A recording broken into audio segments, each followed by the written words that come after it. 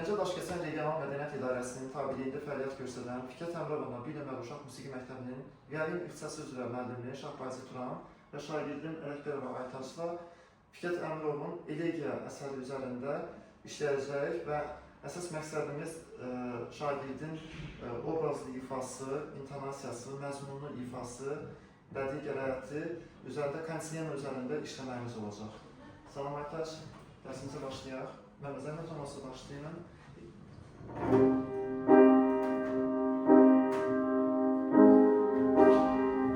Bir də başlayın zəhmət olmasa, birinci akorddan eyni xanə təkrarlandığı üçün ilk dəfə pianocu, ikinci dəfə forte və əksinə başlayın. Birinci dəfə forte gəz, sonra sırədən səsə tam yoxa çıxması eşidilən olsun, baxması notlar, o səsdən başlasan da.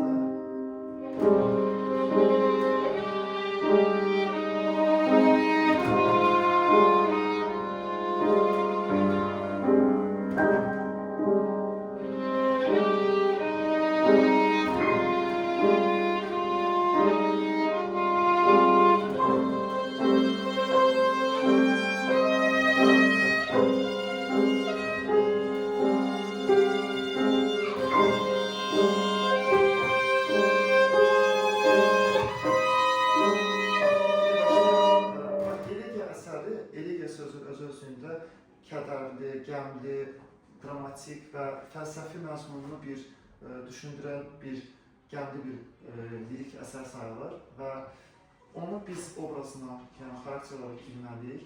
Orada nəfəslər var.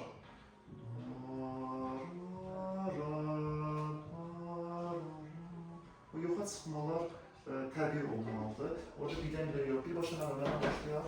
Birbaşa başlayaq.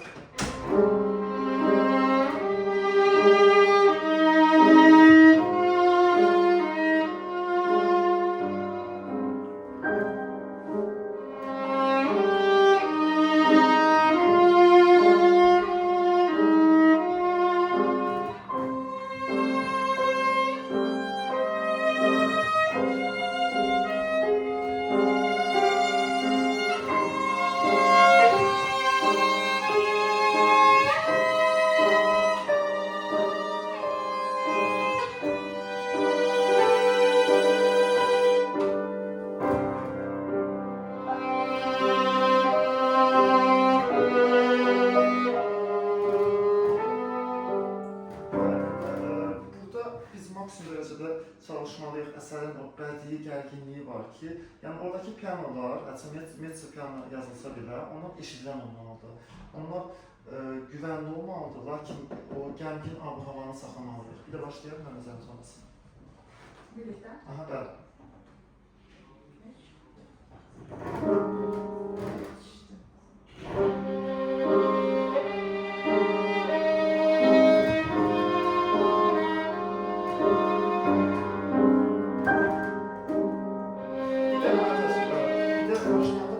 Səslənmə qalxdıqca vibrasiyanın əsnəsi də baxmaq. Getdikcə barmaq vibrasiyasından biləyə qulaq etməliyik və buradan.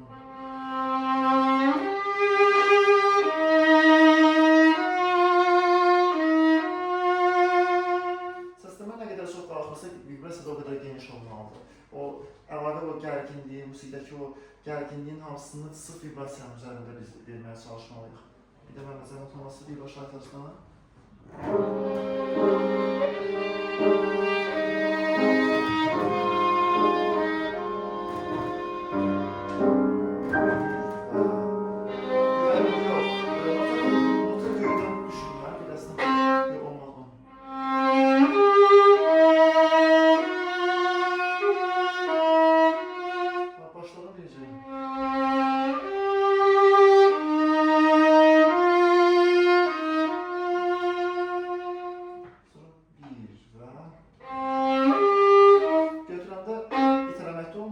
Göydən də olmazı. Qoyduğun güvənli sadəcə əlinin davamından apar.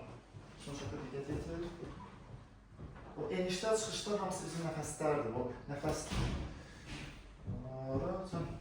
dara belə düşünürsən. Başa düşdün, xarakteri tam olaraq hisslə, obrazlı o.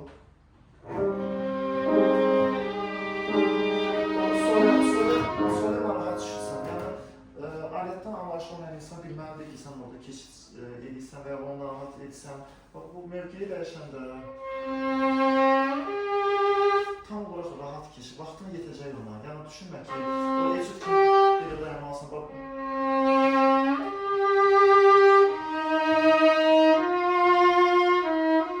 ümumiyyətlə belə emosional, dramatik, fəlsəfi məzmunlu əsərlərdə öz təbii nəfəsin ki var, o çox önəmlidir. Onu bəzən buraxasan, verəsən. Çünki bəzən emosiya bizi o qədər əsərdə özünə vadə edir ki, əsərin o məzmununda, gözəlliyində biz orada qalırıq, nəfəs almaq unutduğumuz, biz burada qalıb, o bizim ifamızda, biz özümüzü tam olaraq yerə, yer kürəsinə tam olaraq oturuşmuş halda hiss edirik.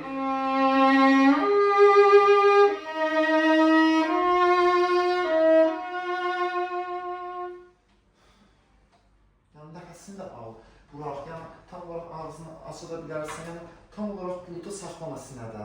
Sinədə saxladığınız üçün buradakı boğuntu öz psixoloji cəhətdən əli qolu da boğur və iflic edir. Onun rahat ifasına, o məzmunu, emosionalını, gərginliyi, yəni özündə keçirməsən onu bir aktyor kimi obrazda onu ötürməyə bacarmalısın, rola girməlisən. Ancaq tam olaraq onu beynindən də çıxmalı deyilsən, onu nəzarətdə saxlamağı da unutmalı deyilsən. O nəzarət də ki, bizim nəfəsimizdir, o gərginlikdir. Tam olaraq mənə başlayarıq və Aytazdan sırf özünüz başdan əvvəl çalın.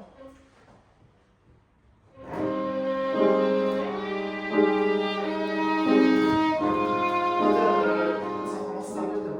Səndə do.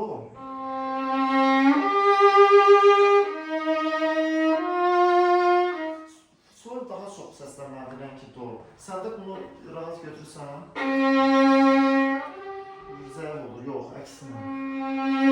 Bu yoxdan əmələ gəlir, bir baxın, qıvılcındır. Çox önəmlidir, daxili səsindən beynində məzmununu oxuyasan və sadəcə notun adından oxusan daha yaxşı olar.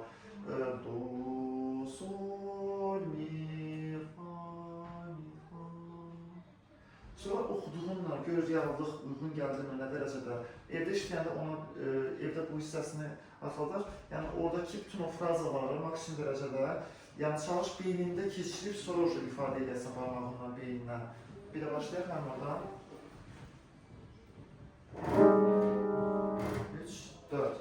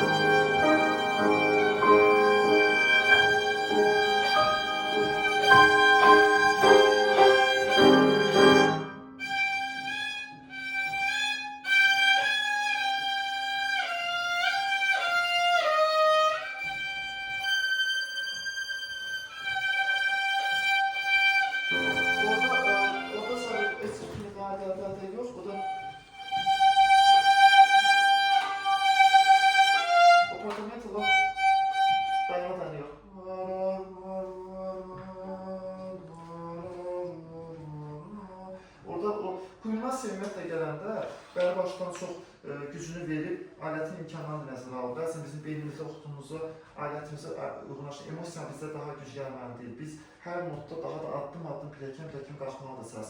Do, re, mi, fa, mi, re. sol, fa, mi, la.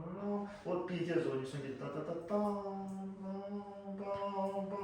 Sonra bir də o gidirik, yeni dalğa mənə gəlir. Sol, oktava yuxarıya keçirik və əlbəttə oktavalar tam olaraq kadensiya kimi o tərikdə qalanda, haradakı oktavaları yuxarıda salsan, orada tam olaraq sərbəst olur. Düşünmə ki, fortepiano tələsir və nəsə bu, kiçik sən bir dağın başına sanki zirvədə qalxdın və zövq var. Orada sol, ya, baxış uzaqdan, sol, ya, sol, fa, mi, sol.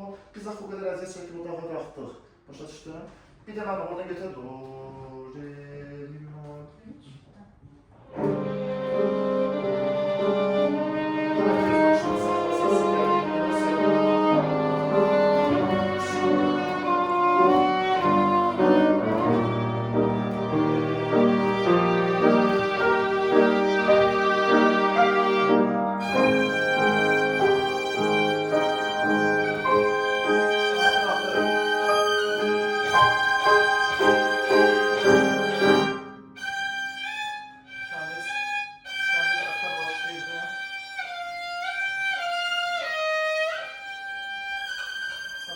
Ona daha çox saxlamalısın. O ən bizim, burada birinci nota qısa başladı.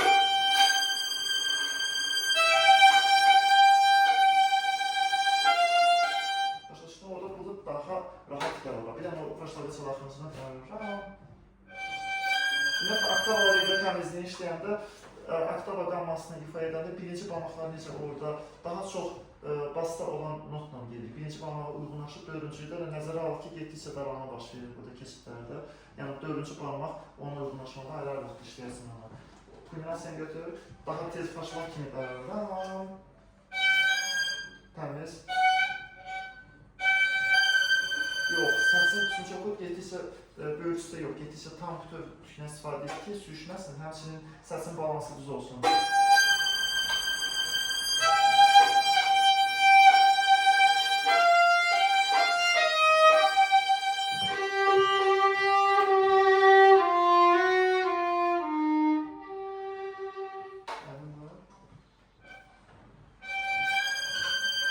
İşləyərsən bir yerini, aha.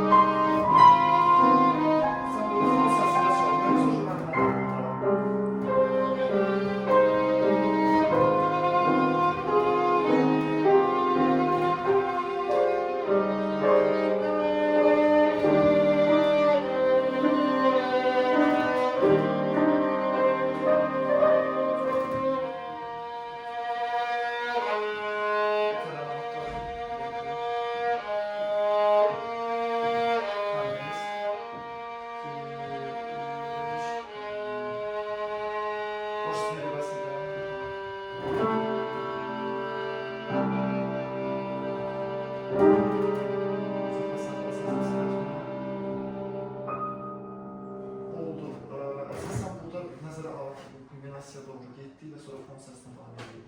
Bugünlük dərsimizi yekunlaşdırırıq. Çox sağ olun.